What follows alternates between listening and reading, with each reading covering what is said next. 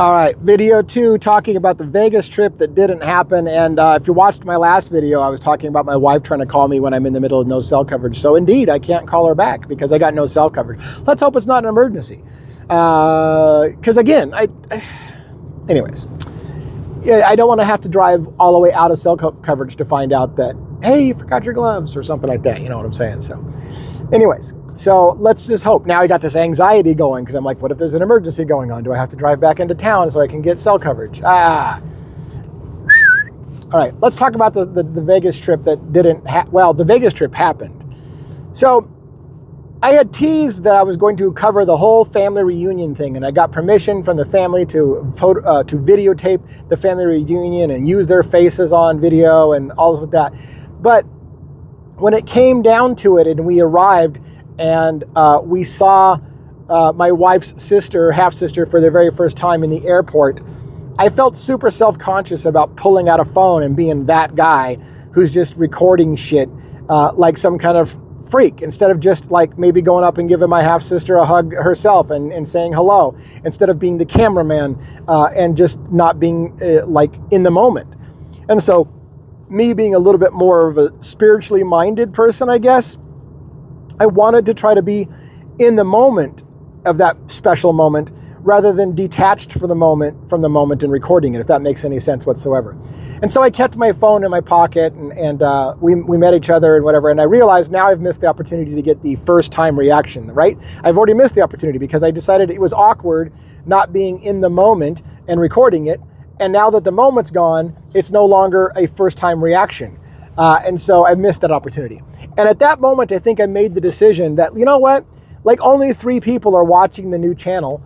So it's not like everybody's expecting this. Like I had been teasing it before. Hey, I'm going to cover the whole family reunion. Come watch us and whatever. And there was like maybe 10 people watching.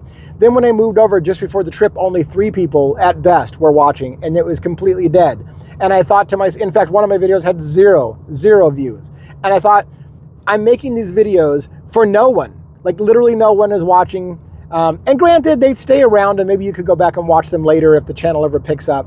But the point being is that those things all combined for me to just decide I'm not going to stick cameras in my family's face the entire trip, recording every moment when I don't have a bunch of people who are interested. If I felt like I had a bunch of people who were interested and really wanted to know my wife and I's story and whatever, it would have been great.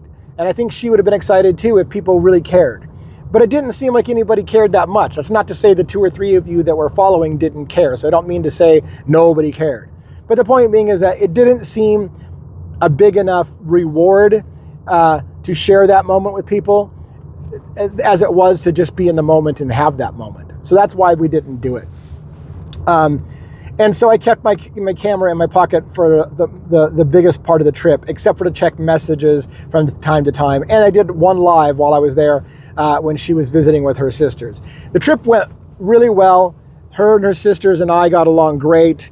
I had too much to drink a couple nights. I'm not a big drinker, but when I drink, I drink socially, and I tend to drink, pretty heavily. So a couple of nights I got of the 4 or whatever, I got pretty blitzed.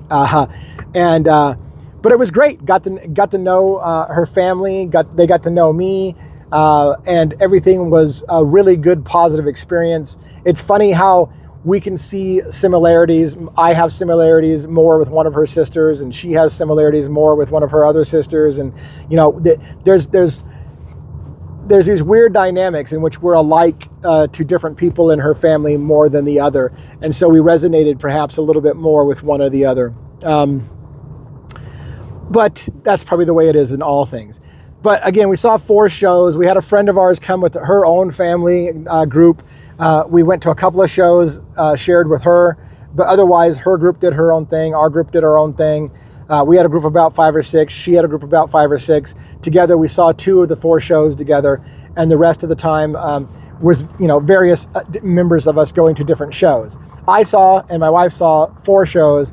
Her sisters saw a couple shows. Her friends saw a couple shows, but Rhonda and I were pretty much there for every show. We saw the Sphere Experience. We saw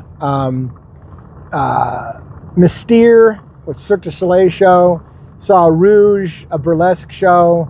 and we saw The Awakening, kind of like a Cirque du Soleil slash puppeteering slash laser show. All the shows were good. Some of which, as always, are a little overrated, I feel, and a little disappointing.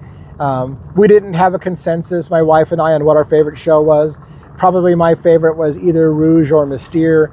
I think her hands down favorite was The Awakening. Several of us felt that the Sphere experience was underwhelming a little bit. I mean, yes, it was impressive, but it was a lot less impressive than we expected it to be. So there was that. So for what it's worth, those are some tips for you on your Vegas trip. I do recommend Mystere, I do recommend Rouge, and I do recommend The Awakening. The Sphere, I don't know if I can recommend it or not. I think it's expensive, so you have to weigh how much discretionary income you have, because money is all subjective. It's not expensive if you got tons of money. So there you have it. I'm parking to go for a hike here in a moment. So let's go through anything else. Can I think of anything else? Highlights of the trip? No, not really. I mean, the flight back was great. The flight there was great. We had some flight delays, but some change of plans on the way back. But all things considered, we got back very quickly. I drove hours after getting off the flight for hours and did a live that night. And then my wife had a birthday yesterday and we celebrated that, and had a big live on Koberger yesterday. I told you all about that in the previous video. Got a big live coming up tonight, or at least I feel like it's going to be a big live, talking about Luigi Mangione. But I'm a little bit nervous and apprehensive since I just got maybe a community guidelines violation again, or maybe my hand slapped. I don't know, because my account's in good standing and all that shit. But I'm going to go talk about the big bad boy, Luigi Mangione, which apparently is one of the worst things that you can possibly talk about on social media right now, because all social media platforms are cracking down. In fact, I went into at length about Reddit and their allegations of suppressing Luigi Mangione. So we talked about that at length on a previous live. So anyways, hope that you are having a good day. Thanks for listening to my massive amounts of rambling when you get a chance, and watching the behind the scenes. Peace.